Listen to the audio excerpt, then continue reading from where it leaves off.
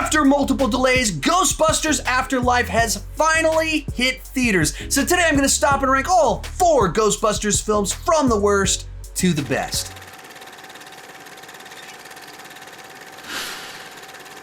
Hi, my name is Sean, and I love to talk about movies way too much. With that in mind, go ahead and join me down below in the comment section. Share your ranking of the Ghostbusters films. My list isn't the right list, it's just my list, and I would love to see yours. One more thing before we get started, this video is brought to you by NordVPN. When there's something strange in your neighborhood, who are you gonna call? Ghostbusters. But in reality, you're a lot more likely to be haunted by websites and hackers stealing and spying on your data than an evil specter haunting your house. That's why you need NordVPN. A VPN secures your data by encrypting it and routing it through a remote server so people can't spy on you. Here's the cool part for movie lovers. If you weren't aware, Netflix has different movies available in different countries. NordVPN lets you choose where you want to browse the internet from with just a click of a button. So you're able to access the Netflix library of other countries, or while you're traveling, you can access the library from your home country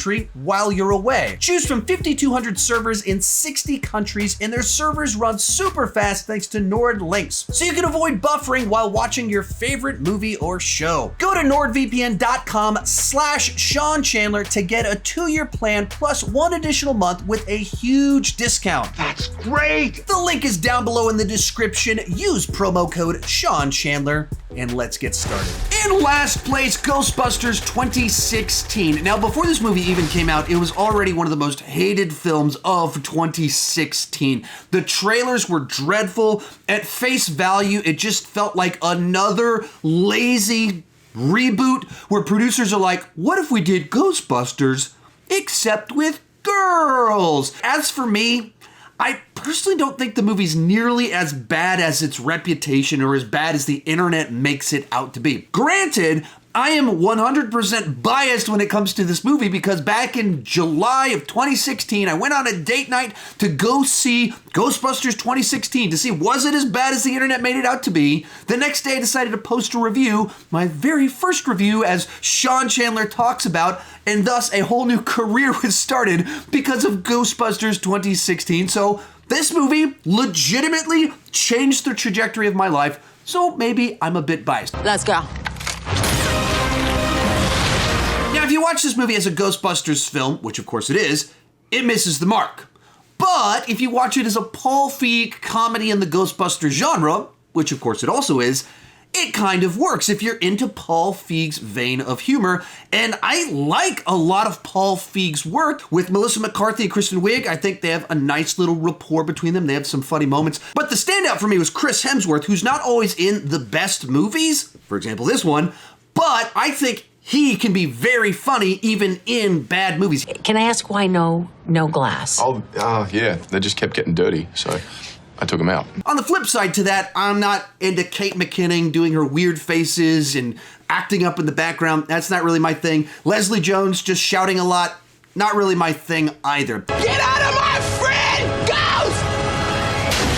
But I think what really bogs this movie down is that it has the modern blockbuster problem of just having to crank everything up to 11. I mean, everything just has to be elevated. The PKE meter's just everything spinning around like crazy. When they encounter their first ghost, it vomits all over Kristen Wiig. Along these same lines, the original Ghostbusters was really funny, but it played it as a straight story about these guys going into business.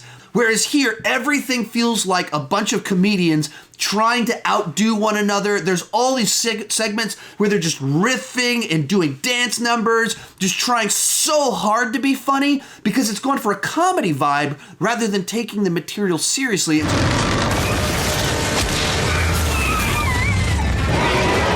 Yo, that's where you wanted us to shoot, right? Yes! I just think it totally gets the tone wrong, and that's why I think it alienated so many fans of the original. So at the end of the day, I get why a lot of people hate this movie, but for me, it's more rewatchable than most of the internet gives it credit. In third place, Ghostbusters 2, but honestly, this one's kind of tied for last with me. Now, I know the internet loves to spew its venom at the remake, But I feel like this movie is just as lifeless and uninspired as the remake. The director returned, the writers returned, the original cast returned. It has the vibe and aesthetic of the original.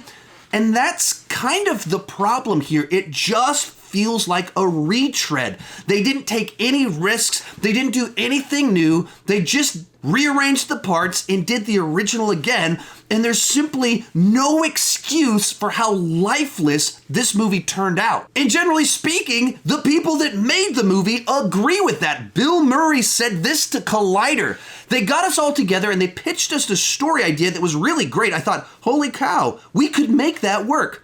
But by the time we got to shooting, I showed up on set and went, what the hell is this? What is this thing? Right off the bat, it's a movie that just strains credibility with the initial setup. I mean, just 5 years after the Stay Puft Marshmallow Man walked through the streets of New York City, the Ghostbusters are considered frauds that are reduced to working parties where the kids think that they're a total joke. For some reason, the plot once again revolves around Dana, who just by chance happens to work at an art gallery that has this year's big Spectre showing up. Louis Tully is a lawyer now and working for them.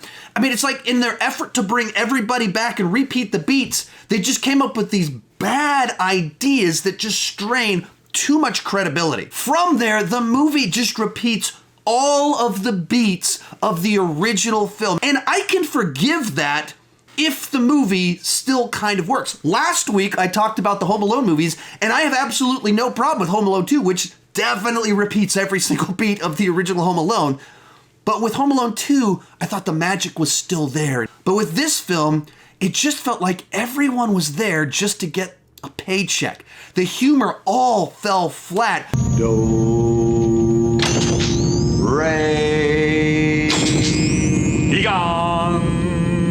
And even Bill Murray, who's almost always hilarious, his dry wit simply didn't work in this film. With all that said, there's still a number of things in this movie that do work. Of course, it's just great to spend more time with our original Ghostbusters. The painting is iconic. You remember the river of slime, the dancing toaster, of course, the Statue of Liberty walking through New York City. But as a whole, I just don't think this movie works all that well. Maybe it's a slightly better made film than the reboot, but my household actually watches the reboot more often, probably because I have kids and it's a bit more accessible for a 7-year-old, but I do watch the reboot more than I watch this film by a good bit. Real quick, before I give you my top 2, remember to join me down below in the comments section. Share your ranking of the Ghostbusters films.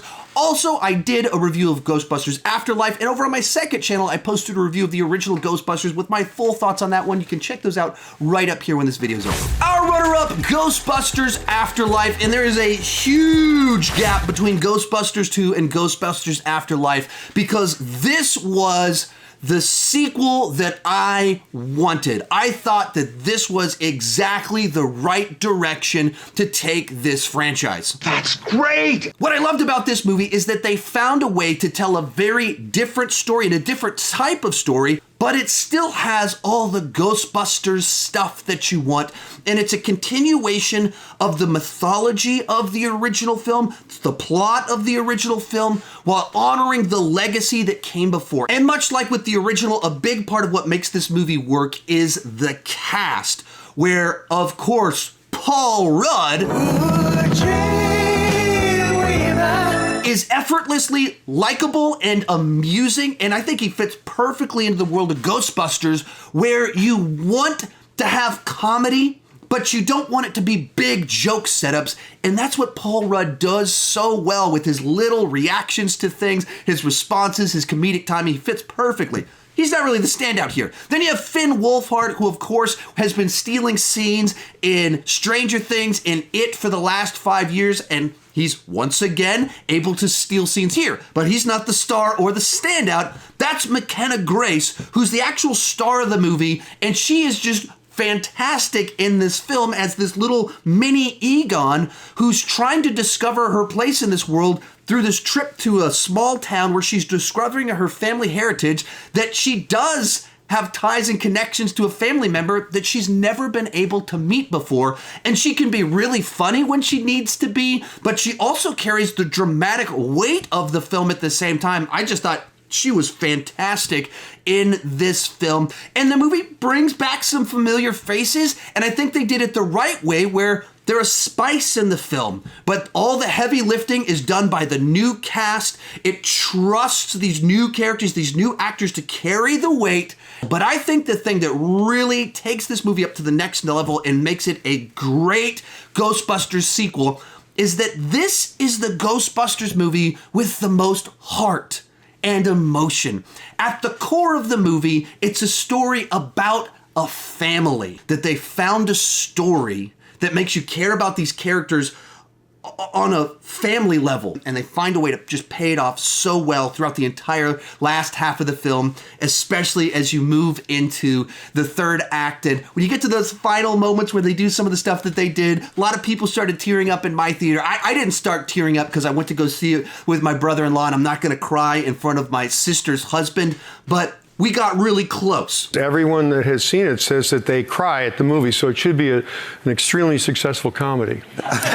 All in all, this was the sequel continuation that I wanted, that I think honored the original while also moving the story forward in a new direction with a ton of heart. I loved it. But of course, coming in first place is the original Ghostbusters. One of those lightning in a bottle situations where they came up with this perfectly weird idea about a bunch of middle-aged scientists who decide to go into business catching ghosts, and then they execute it point by point from beginning to end absolutely perfectly. From the cast to the visual effects to the dialogue, everything feels right. And I think a big part of why it works so well is that it's not trying to be a comedy. It's not overtly doing a bunch of big, gigantic, broad, slapstick setups. They just cast really funny actors with the right set of character qualities so that the group balance each other out. Where you have Bill Murray as Venkman, the overtly funny guy, but he's funny because he's sarcastic like Bill Murray, not because he's doing all of these obvious jokes. Venkman, what happened? Are you okay? He slimed me. And then Ray and Egon are also really funny, but not because they're the funny guy, but because they're delivering all of these ridiculous, overly scientific statements straight, as if they're just saying things, but it's really funny to the audience. That's what makes the movie work so well. And then Rick Moranis comes into the mix as this neighbor side character that feels like this weird nerdy guy that you might actually know. The other thing the movie does so well is appeal to a broad audience by nailing the tone where it is kind of spooky and it's also kind of funny, and it has a great mythology being built with what's going on in the film, in which case it pulls in both horror fans and non-horror fans because it's just enough for you to like it without alienating people that aren't really into horror, that has lots of entertainment value because of the comedy. Human sacrifice, dogs and cats living together, mass hysteria. But it is the excellent execution and the little specifics that make all the difference. Like Slimer should be this throwaway character that they just catched, but he's so weirdly charismatic that when they put him in the real Ghostbusters animated show, eventually they retitled the show to include him. And you think through things like, of all the waste in the movie, the Stay Puft Marshmallow Man is just so iconic, so memorable. Something I loved from my childhood. Something that could never, ever possibly destroy us. Mr. Stay Puft. Nice thinking, Ray. And then I love the old 80s practical effects for the ghost, the old magic tricks, the ways that they made cards shoot out. Even though they're dated if you're kind of younger, I think this is the way to do visual effects. So for me, this is one of the great movies of all time. It's one of my favorite movies of all time. In the near future, I'm actually going to do my top 40 movies of all time. It's almost guaranteed to be in that list. So without question, of course, Ghostbusters comes in at number 1. If you enjoyed this video and want more Ghostbusters content, you can check out my other Ghostbusters videos right over there. You got my first video with Sean Chandler Talks About right there. You got my Ghostbusters 1984 review right down there, and I did a fun intro in that one with my daughter, and then my Afterlife review right down there, which also had a fun little intro on it. Thank you guys so much for watching, and keep talking movies too much.